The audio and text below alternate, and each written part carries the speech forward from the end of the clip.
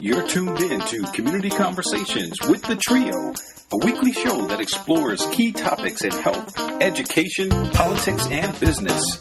You can always find us on the web at cctrio.com or get connected with us on Facebook, Twitter, and iTunes by searching The CC Trio. And now, your hosts, the Trio, Dr. G, Sean D, and main man Michael Duff, on Community Conversations with the Trio.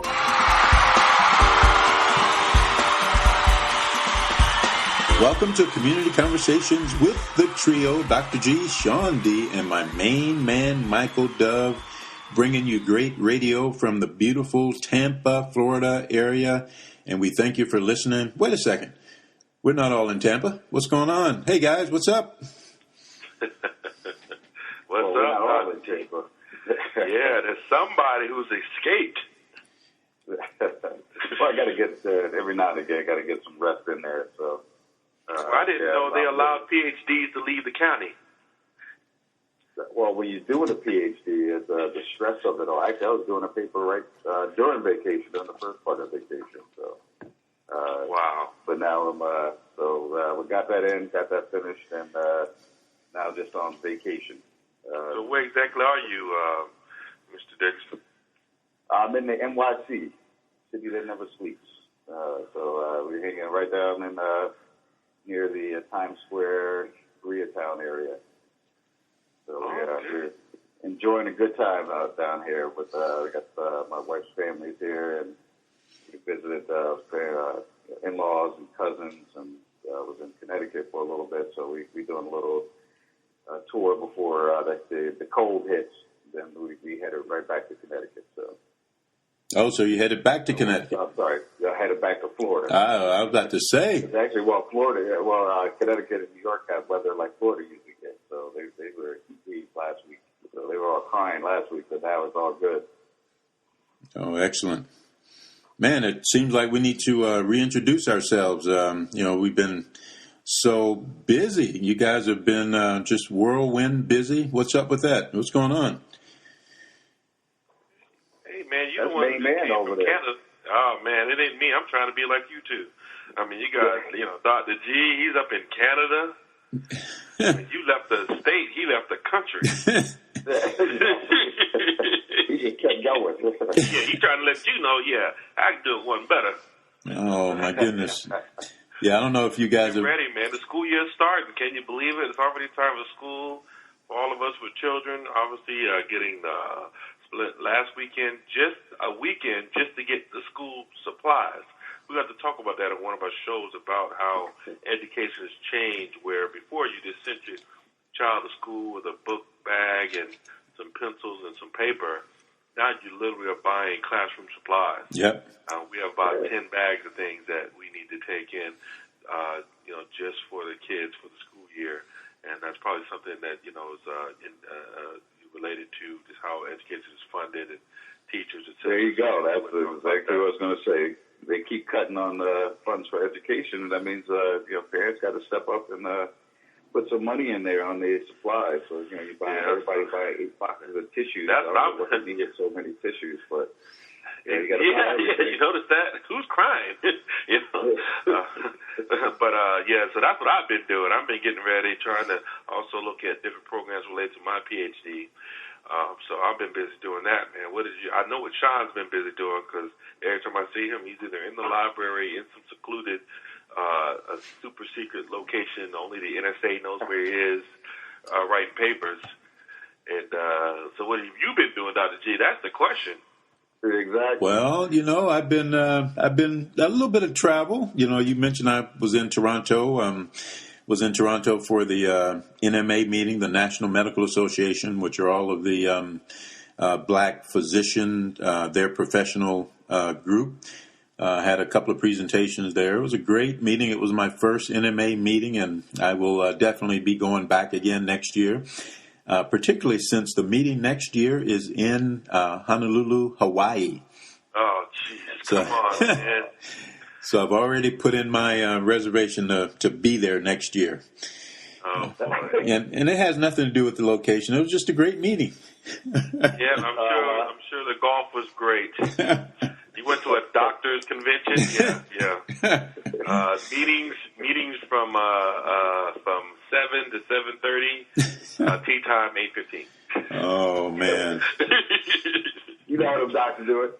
That's how them doctors do it. But if you've not been to Toronto, I would definitely put it on your list of places to go. Although while we were there, they're getting ready for the Pan American Games in 2015. So you know how that works. They do all of the construction to get the city, in tip-top shape. So there's a lot of construction. So that took a little bit away from it, but it's a great, great city. So I would encourage you to go if you get a chance.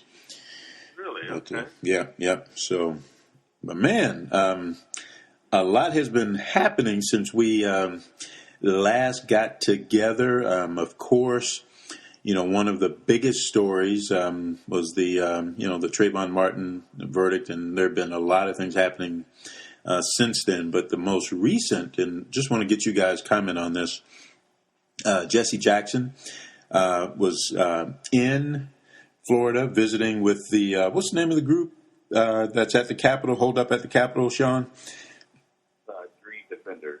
The Dream Defender. So he visited with that group, and of course the microphones were there, and Jesse decided he would make a few comments about our great state of Florida, and he basically said, and correct me if I'm wrong, something to the effect that Florida is an apartheid state, and it is the Selma of our day. And of course, our Florida governor just didn't take too kindly to those words and demanded that Jesse Jackson apologize. So what's your take on that, guys? Did Jesse overstep his bounds? Wow. Well, I would say partly no. I mean, look at what what the state has done, man. This is and Jesse, he's going to, elevate the speak of it all, because that's Jesse Jackson's piece. But the actual actions of the state of Florida, then you can go through the history that many probably have already heard about Sanford, because this isn't like the first. The Trayvon Martin piece isn't really the first time they've had issues with racism. This is long standing, recent and long standing. So this is Trayvon Martin is just one of the elevated examples that's gotten spotlight. But yeah, Sanford itself has a lot of racist history going way back, and then that's also the same area where we had the story I was talking about. The KKK was dropping flyers in driveways back in April. That's in that same area, that Orange County area. So that's it's all in that hub there. In Tampa, Tampa doesn't get away either. You got the big 275. I-75, I-4 connection there. You got the big Confederate flag, cemetery, the largest Confederate flag ever, kind of thing up there. Which some folks are saying, well, what they're touting is, this is honoring our ancestry, but at the same time, you don't see swastikas going up anywhere either. So the honor folks, because of the symbolism of it all, and that Confederate flag has some symbolism that is, the symbol of hate, and for a lot of us, for many of us, is a symbol of hate. So, but Sean, D, let's be fair on that flag thing. That is one individual who has his own plot of land who decided he would put that flag up. So he has his own individual right to express himself, and so we can't say that's the whole city of Tampa.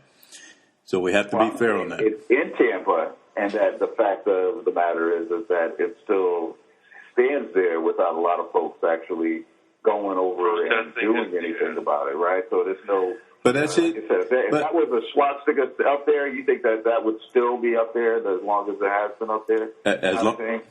I think so, because as long as it's his own personal land and property, absolutely. I think that. Well, I see Sean's point in the sense that there's a special relationship with the South, and that symbol. being a Southerner myself, because to me, quite frankly, just like the swastika or the Japanese zero, sign or what have you, flag and things like that, these were, our sworn enemies at a time, and that includes the Confederates, right? Technically speaking, they were traitors, technically, because we're here, the United States is still here, so that means they were a traitor against this country. No one, but for some reason, it's been kind of switched around that they were, rebels, right? That's their names, rebels. They were just fighting for their freedoms or something and representing the South. And you can still see, as Sean can recognize now, where he can probably look out a window there in New York City, the difference between a northern city and a southern city. There's still those differences. We still have not recovered from the Confederate war. And there's people down here that still hold on to those, values of that rebel, what have you, even though they may or may not be demonstrating racism in some way. They're still holding on to that Southern, value system that we have down here. And of course, for us, some of those values are not, in our favor. What was the TV chef that just, got all those shows taken off? Paula Deen. Paula Deen, look at how the deposition was worded, or if you were able to read it. She kind of said it like, of course they used the N-word. It was a joke. We do it all the time. But that's unfortunately how people feel down here. That come on, this is the South. Of course there the racial divide and racial issues. That's what we do, and that's why people can pull up a gigantic Confederate flag on the side of our main highway and not think nothing of it. But my point to that is, that doesn't bother me. The fact that he puts up the flag, because at least that is racism that I know about. The racism that concerns me more is that invisible racism that you cannot see, which is more detrimental. The individuals who are not promoted, folks who are not hired, folks who are treated indifferently because of, their skin color, the profiling, and we, can see where that will lead us. And it's those individuals who sort of keep it hidden until they get drunk and then they use the N-word, like certain people in Philadelphia. But we'll get to that story later. Football time. we'll get to that later. So I don't think I think Jesse Jackson does what he does. He took a little too far. I'm not sure we are, Selma, Alabama. But should he apologize? There's no lynching going on. No. There's no reason to apologize. The governor wanted to truly show that he was dissatisfied with those comments. Then show the data and the facts to disprove it. Just make the comment false. Make the comment, don't attack the commentor. Just make the comments false. Demonstrate the diversity and the things that are happening in Florida that go against that. And then their comment would be a moot point. But he didn't do that. He just said he should apologize. Well, for what? What did he say wrong? You need to go ahead and demonstrate that, and then there won't be no need for apology because his point will be mute. That's even CNN, I believe CNN brought that up, that he said for him to apologize, but he didn't say he was wrong. Yeah, I see. I don't know. I have mixed emotions about it. Because again, I think you hit the nail on the head. It's Jesse, and we wouldn't be talking about Jesse if he didn't make those comments. And a part of it is to bring shed some light on the situation. I think he's smart. He knows what he needs to do to get the cameras rolling and to get people talking about the story, and that's what he did. And if he were to apologize, then the story sort of goes away. You know what I mean? So he's going to ride this out as long as he can. And him, that's his thing. I applaud those folks that are in the governor's office. I think attacking the law is probably not really the issue, though. To stand your ground and say attacking it, that law is what allowed for the tragedy of Trayvon Martin to happen. I don't necessarily, quite frankly, I don't see the correlation. Of one, he didn't claim that law. It's more about the stereotyping and the fact that you can shoot a child, and get away with it, and mainly because that child is of a minority class, that it's more acceptable, and that's the problem. So I'm not sure if it's a legal problem or a stand your ground problem. Because what are we going to do? Change the law? You can shoot to protect yourself, and that's ready. Then you got to take a second thought or something else. Make it. But every attorney that I have spoken with, and I've talked to several, at least 5 since the verdict, and every single one of them said the jury had no choice. No recourse, yeah, no recourse. And I agree. I think the prosecution did, and it seems this way in these high-profile cases. It's the prosecution that has the problem. Even with O.J., I mean, I don't know whether O.J. did it or not, but the prosecution screwed up. I mean, they just kept screwing up. Same thing with this. If you had just continued to remind the jury that this man shot a child, he said a child was beating him to almost death, I think people would go, wait a minute. He got out of the car to follow a child, and he said the child obviously, attacked him and was going to kill him. Really? A kid was going to do that, huh? And you had to shoot him. Not in his leg, not in his arm. You shoot him in his heart to get him off of you. That right then and there, I'm sure the jury. Once again, the law tied their hands, but right then and there might have been some research related to, I would take something as simple as a danger in the life of a minor or what have you. What's that law because he put him in danger. He got out of the car with a gun following a child. I would have gave him something for that. Just going, look, people, you don't get out and follow no one's children. Because that's stalking. You going to jail just for that. You weren't supposed to follow him. You monitor him, call the police like you did, describe him, let them know directions going, then you go about your business. A grown person, well, that's your business. But you don't follow children. Because now, who's going out there, man? I saw these kids fighting in the playground, so I thought I'd follow them. Then the child comes up missing.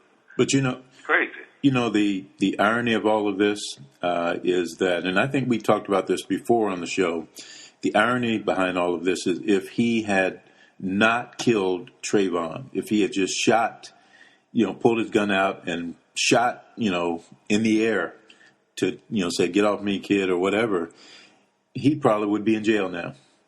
Right, what did they give you for that? Is it aggravated assault, I believe they gave the lady who shot at her abusive husband? Yeah. Shot in the air.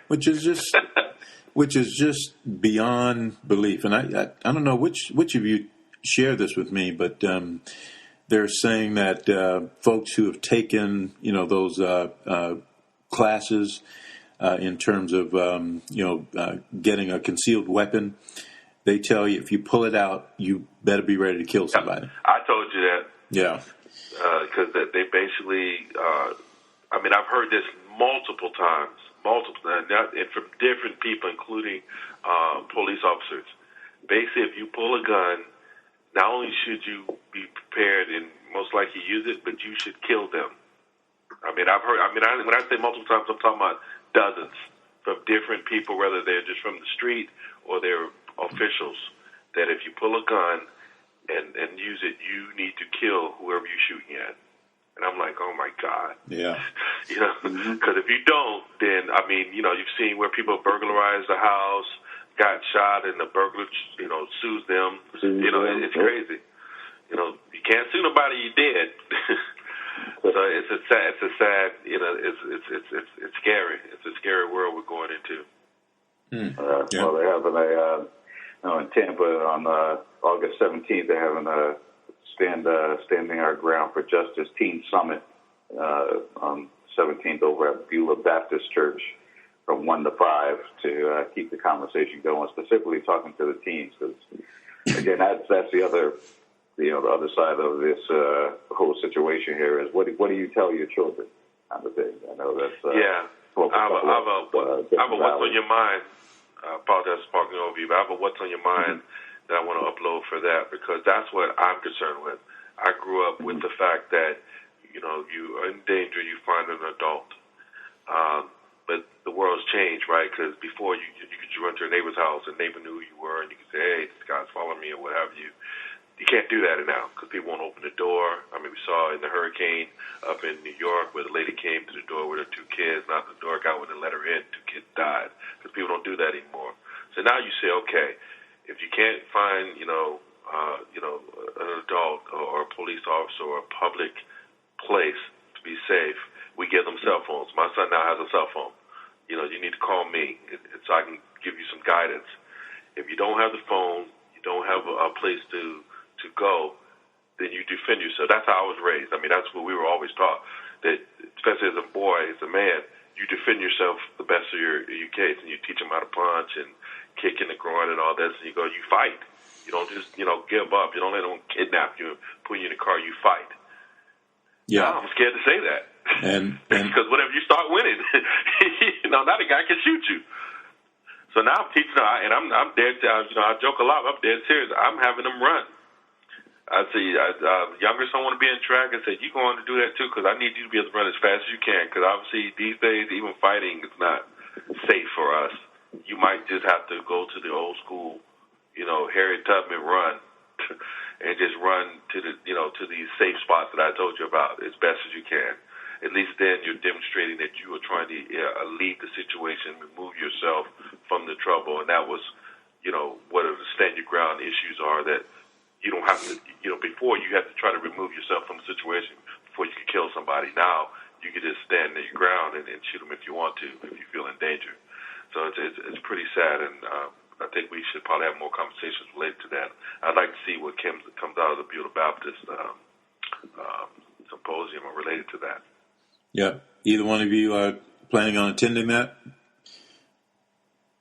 I do, actually. I'm going to try to get some folks, some of the Collegiate 100 students there too. So we'll see how that works. I know they're on. They don't start school. They could start school on the 20th actually, but we'll see how it goes. Maybe you can take your remote mic and talk to some of the kids who are there. I'd love to hear their perspective on this. Mm-hmm. So absolutely excellent. So another big story that just came out. You guys saw this, I'm sure. Russia grants Snowden asylum, I think, for 1 year. So he's now free to roam about the city free to roam about the country of Russia. And the major question is, what does this do to U.S.-Russian relationships? Because I think our president, President Obama, was pretty clear with the Russians that the U.S. would not support Russia giving him asylum. They wanted them to turn him over. So what is this going to do to the relationships? Are we back to the, what do you call it, the Cold War era? I'm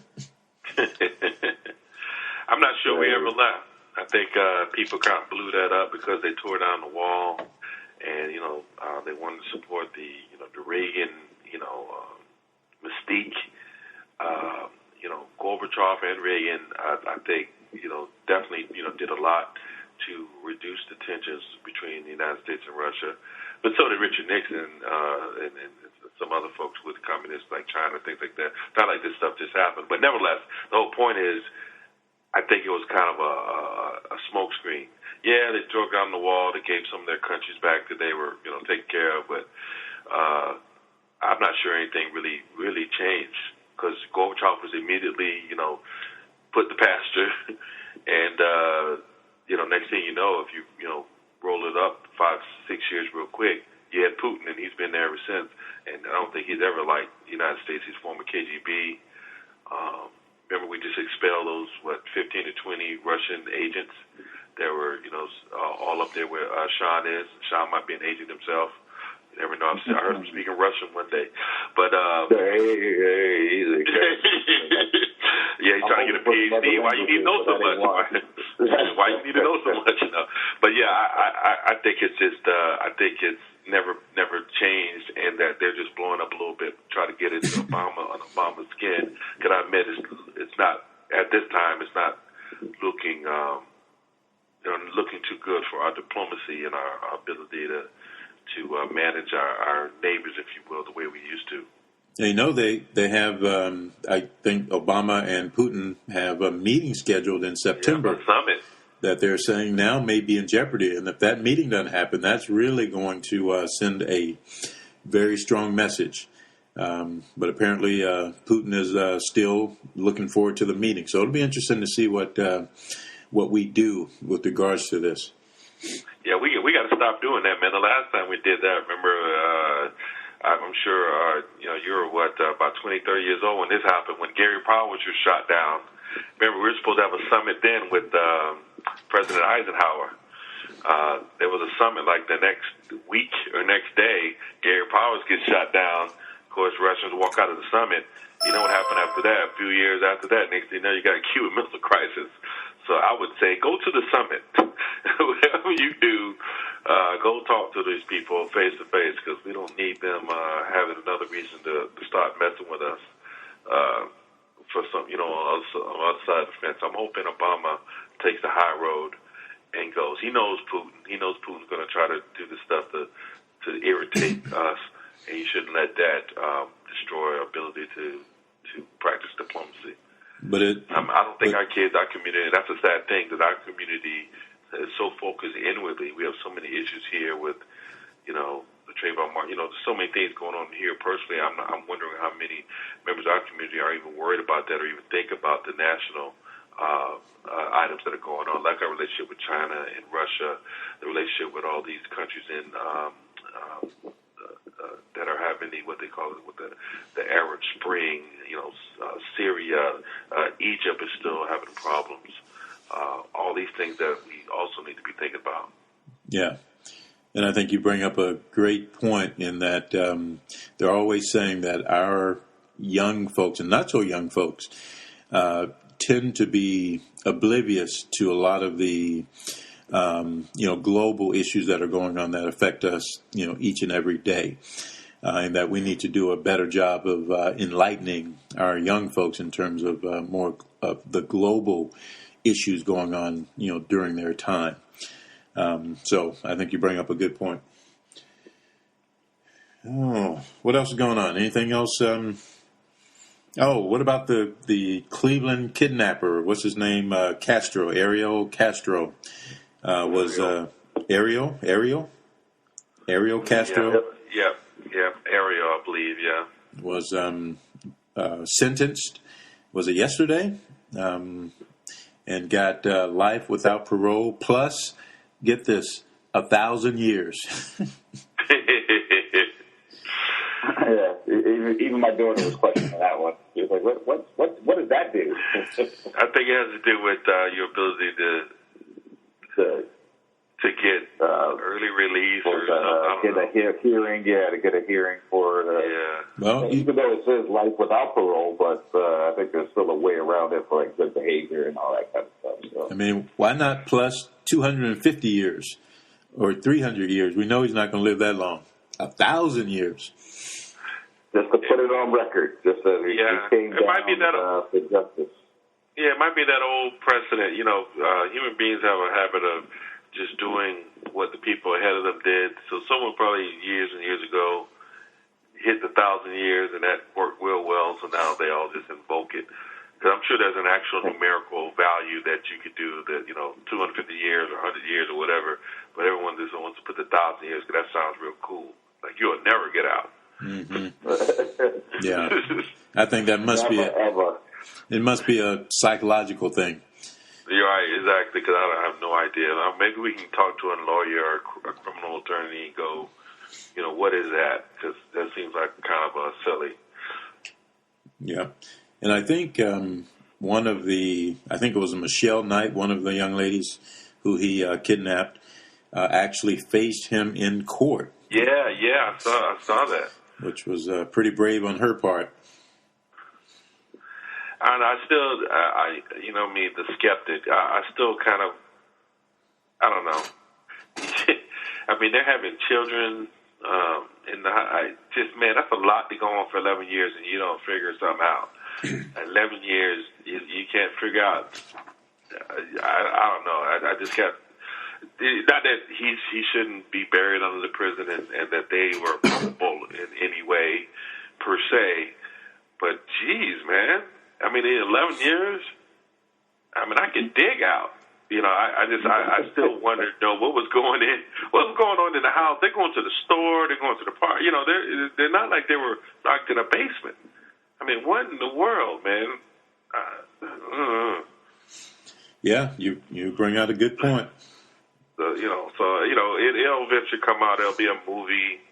First it'll be on TV, and then they'll figure out it'll be a blockbuster. So I don't know, but it concerns me about the psychology.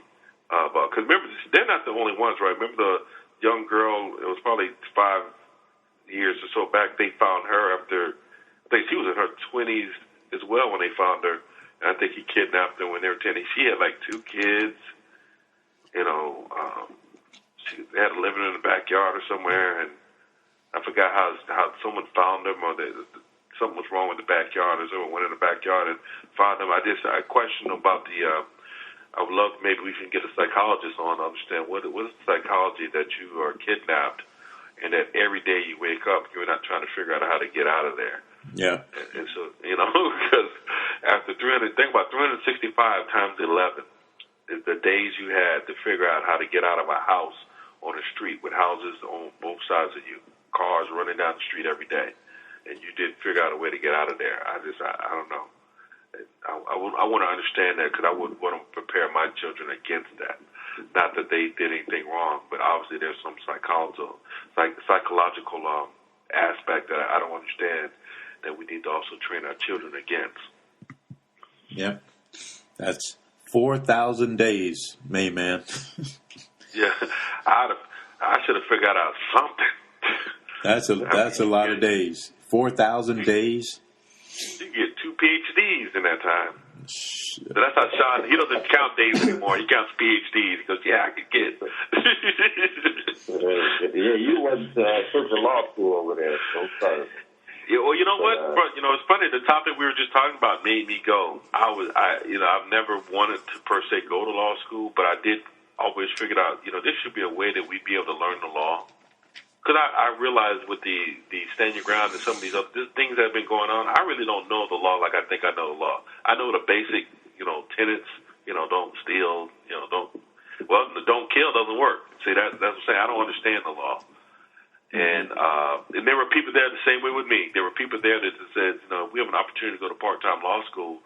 We're considering it because we think we may need to know the law to protect ourselves. Not that they're trying to become a lawyer. So I wasn't the only one thinking the same thing, and that's why I went.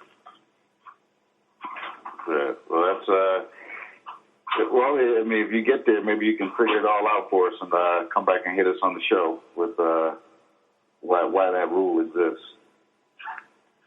Yeah, but that'd be a long time, man. It's 4 years law school, man. You'll be, running your own college by then. Well, Monty be running the college. I'll be chilling. The Dickersons, the 2 Dr. Dickersons. Wow. Oh, man. Well, I know you guys will be excited when football season officially kicks off. A lot of sports fans are looking forward to, the official start of the football season. I would be remiss if I didn't bring up our lovely Philadelphia Eagles and what's happening with them in the news. Sean D., for those of you who have been listening to the show for years, know that he is a huge Philadelphia Eagles fan. For whatever reason, we don't know. Maybe we need to have him evaluated, but that's a whole nother story.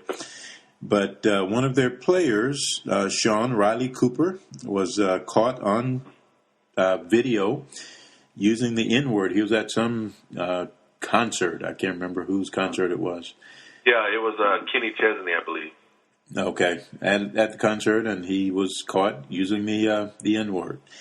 But I think the bigger story is some of the NFL players are coming out now saying that, oh, that's no big deal. That happens all the time in the locker room, on the field, even in one-on-one personal conversations. The word is used.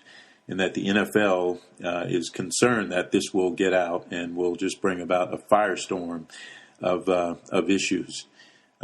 So can we have our Philadelphia Eagles mega fan respond to this story? Well, I mean, there really is no excuse for it. But as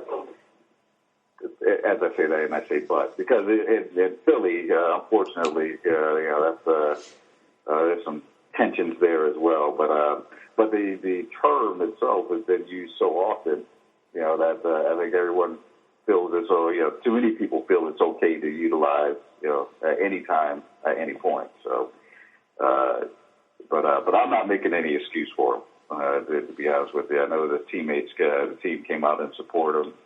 They had it all on SportsCenter and, talking about supporting them. But,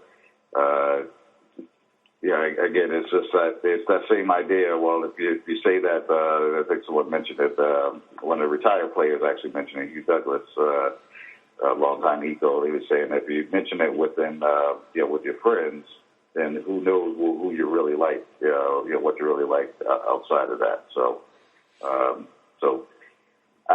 I don't know. We'll see what happens. Actually, the more interesting thing will be is when he goes to other, once you get into other games, right? So he start playing the season, see if folks start, taking some shots at him because of that. So I'm sure they're going to be using it to get his goat a little bit. But I suspect there's going to be a couple of extra physicality going his way because he's supposed to be one of the top receivers. We just lost one of our receivers too for the knee injury, Macklin. So we just lost him. So for this, pretty much for the season.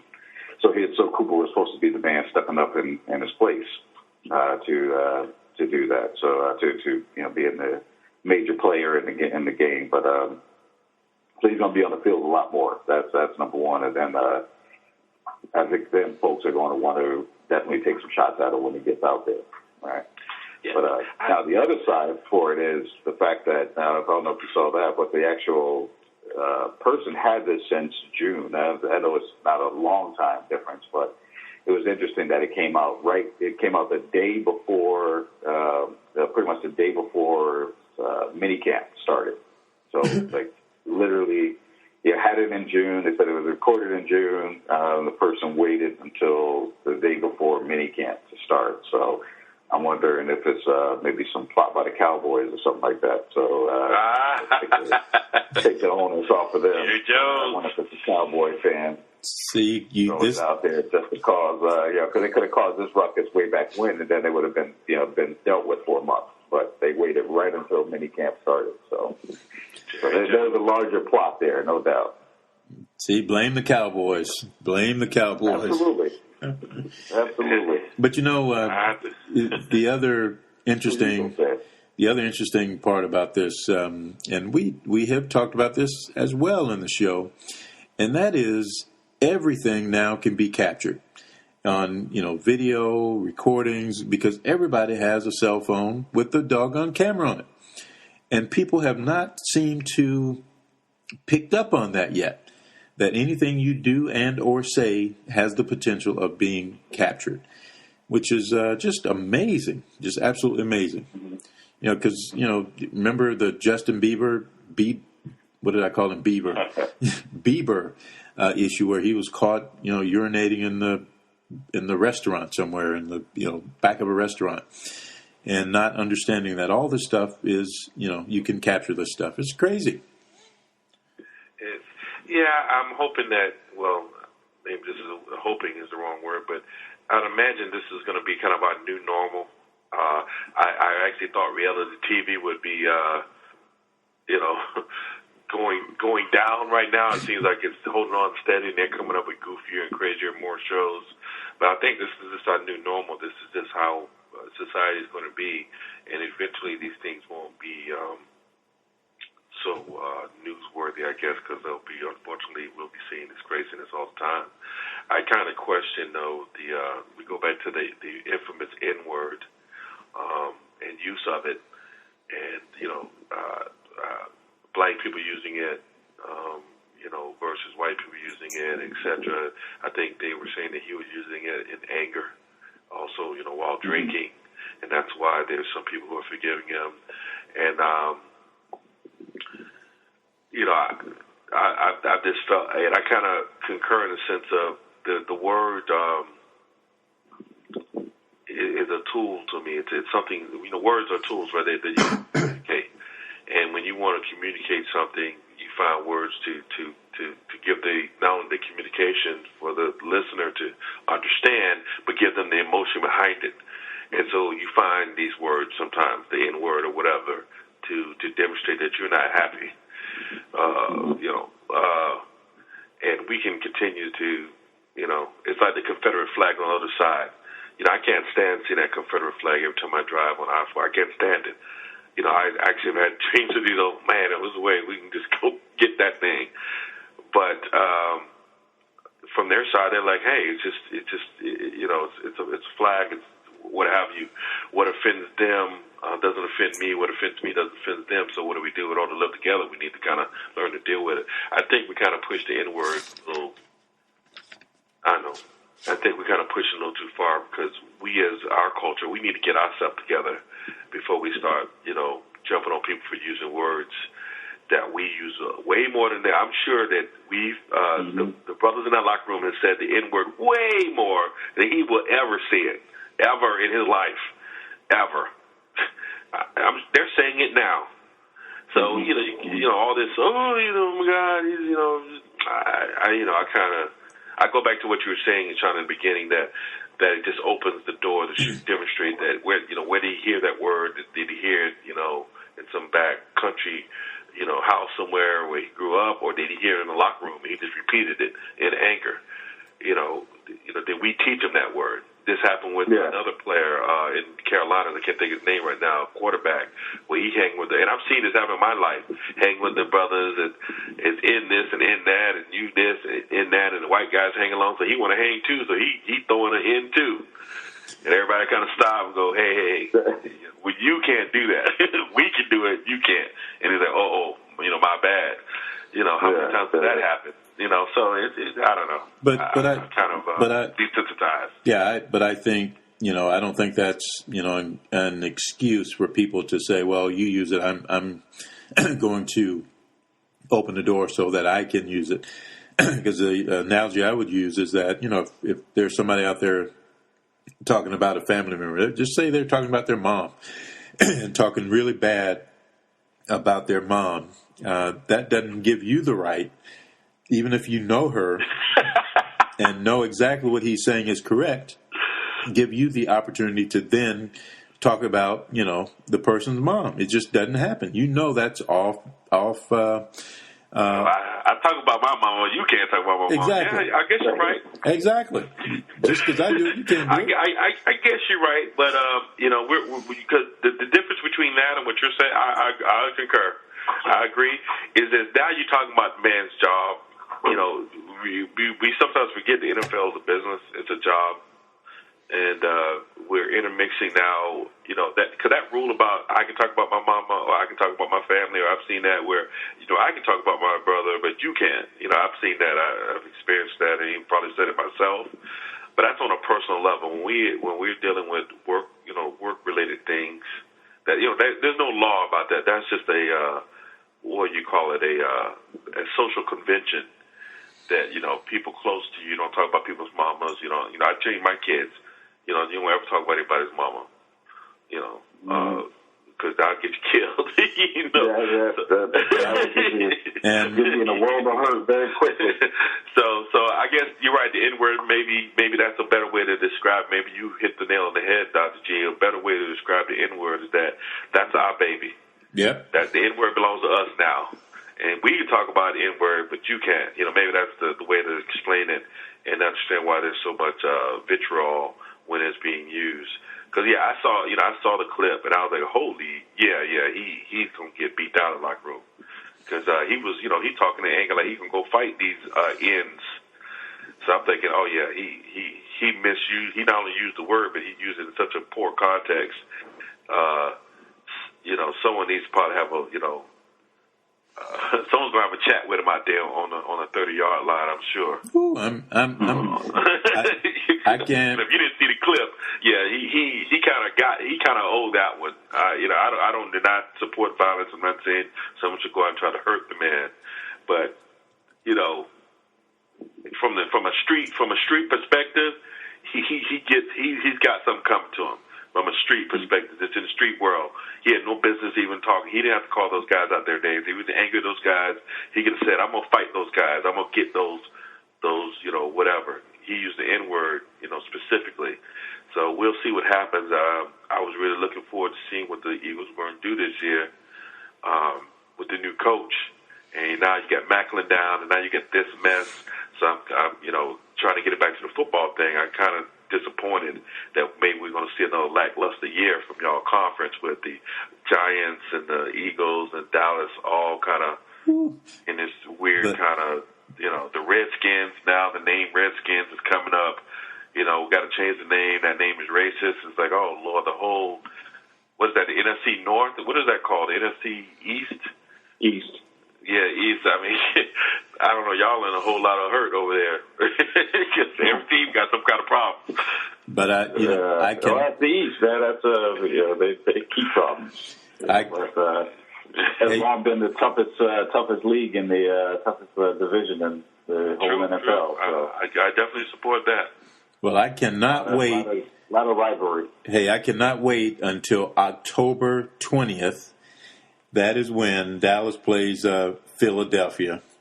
And I've already made a call to my boys to look out for that Cooper dude. So they're going to take care of him.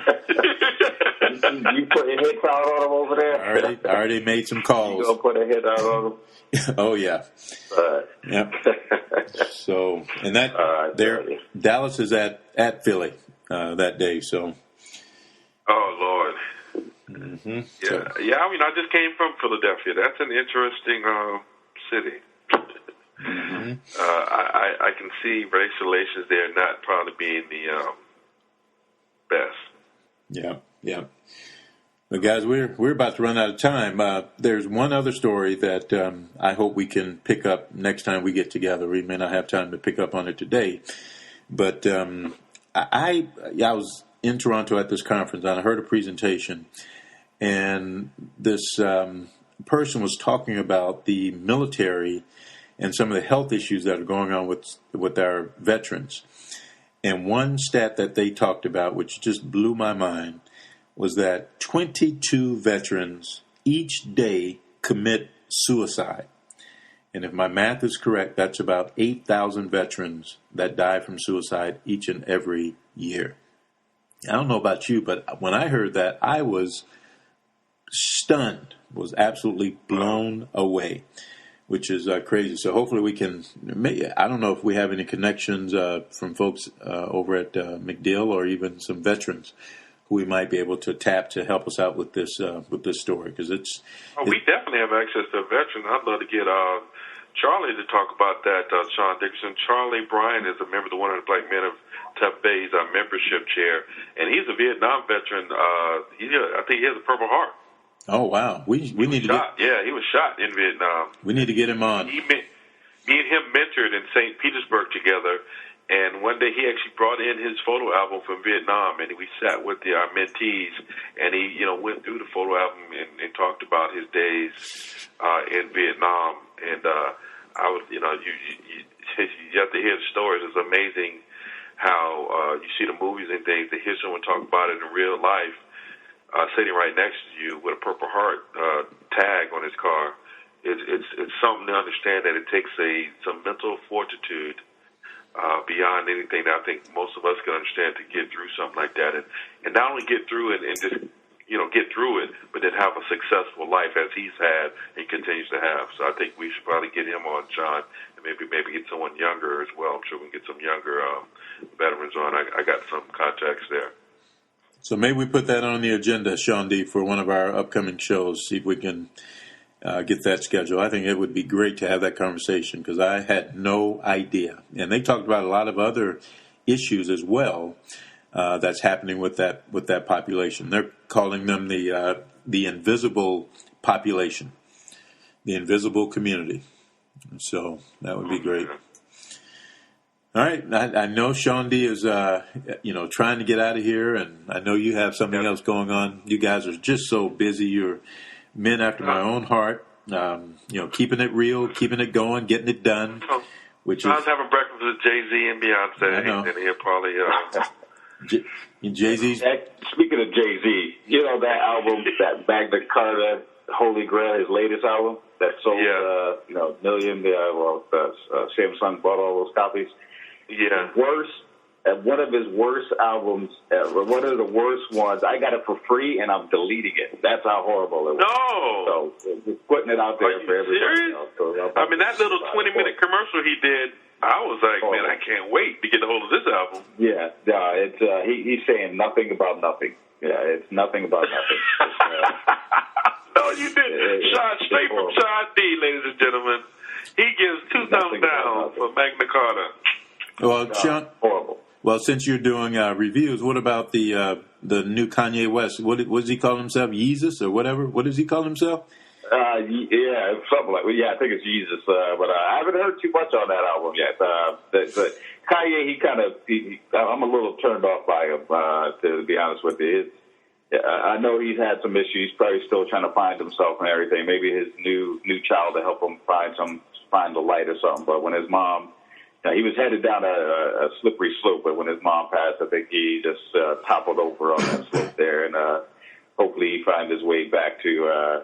He felt like he's been the underdog forever, so he gives him the right to, just put his finger in the eye of everybody else. So I'm not really feeling that attitude. So I personally have not listened to any of his new stuff lately. So. Maybe I don't know. The main man is a big hip hopper. Maybe he listens to it. I won't say a big hip hop, but you hit a head on the nail on the head. I'm the same way. I'm actually kind of disillusioned with a lot of these guys who just the music now is so commercialized and so kind of popish. They don't say anything. They're not talking about anything. They're repeating the same stuff. They even repeat each other's raps. Everyone just does a hook on a song now. They don't even sing a whole song. The people who are really doing, like, to me, Rihanna, a lot of her songs to me are original. If you listen to 10 Rihanna songs, she kind of reminds me of what Madonna used to be. Yeah, it's pop, it's meant for the radio, but it still is, it's catchy and it's something different. I mean, she's singing with different people. She's doing all kinds of different things. To me, she's doing it right. But, of course, she has her own issues. But some of the major hitters that I guess we would call in our industry, I don't know. I think it's watered down and it's nothing special coming out anymore. I'd like to see maybe neo soul make a resurgence and get some of these neo soul artists up to the forefront. Yeah, I agree. Now, like Miguel and them, they're good. Kendrick Lamar, who kind of sings, raps, whatever, is pretty good. I think we need to begin focusing on those folks because our mainstays are just, I don't know. I think the money done got to them now. They don't even try anymore. They're not even trying. Not even trying. I agree. But yeah, maybe we get somebody on. Actually, probably get main man Reggie on. He's